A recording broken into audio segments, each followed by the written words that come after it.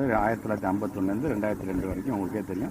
ஒரு 8 முறை இந்த எஸ்ஐஆர் நடந்திருக்குது என்று சொன்னாலும், இன்றைக்கு உதாரணத்துக்கு இப்போ மாநிலங்கள் பீகாரில் ஒரு 65 லட்சம் பேர், ஹரியானாவில் 25 லட்சம் பேர் நீக்கியிருக்காங்கன்னு சொன்னால், அப்படிப்பட்ட ஒரு நிலை நமக்கு வந்துவிடக்கூடாது அப்படிங்கிறதுல நாம் எச்சரிக்கையாக இருக்க வேண்டும் என்று தலைவர் சொல்லியிருக்காரு. ஸோ அதனால தான் இங்கே வரும்பொழுது இந்த சிறுபான்மை மக்களுடைய வாக்குகளாக இருந்தாலும், குறிப்பாக இந்த அரசாங்கத்தின் மூலமாக பயன்பெற்றுகின்ற பெண்கள் வாக்குகளாக இருந்தாலும், பல்காக சேர்க்கிறது பல்காக நீக்கும் பொழுது மட்டும் அது சந்தேகம் என்பது என்ன சொன்னால் உடனடியாக நீங்கள் அப்ஜெக்ஷன் தெரிவிக்க வேண்டும் என்கின்ற ஒரு விழிப்புணர்வு ஆல்மோஸ்ட் பார்த்தீங்கன்னா எல்லா பிஎல்ஏ டூல்ஸுக்கும் அது சார்ந்து ஒரு விழிப்புணர்வு ஏற்படுத்திருக்கு. இருந்தாலும் இந்த பிஎல்ஓவோடு சேர்ந்து போகும்போது அதுலேயும் நீங்கள் எக்ஸ்ட்ராவாக நீங்கள் வந்து கொஞ்சம் கண்காணிக்க வேண்டும் அப்படிங்கிற ஒரு அறிவுரை சொல்லியிருக்கோம். அது சார்ந்தான் நீங்கள் காலம்பரத்துலேருந்து போயிருக்கோம். அடுத்தது திருவம்பூர் தொகுதியில் அடுத்த வாக்குச்சாவடிக்கு நாங்கள் போயிட்டு இருக்கோம்.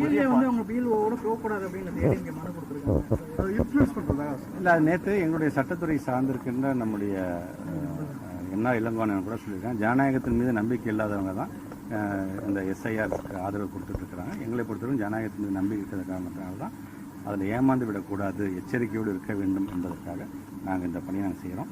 திருப்பி எல்லாம் சிபிஐ வழக்கு தான் போட்டிருக்காங்க. அது திட்டமிட்டது தான் திட்டமில்லைங்கிறது சிபிஐ சொல்கிறாங்க. அதனால் வழக்குகளுக்கு இருக்கும்போது அது சுதந்திரமாக நடக்கணும். அப்போ தெரியும் திமுக தான் எதிரின்னு தொடர்ச்சியாக சொல்லிட்டு வர யார் சொல்கிறாங்க?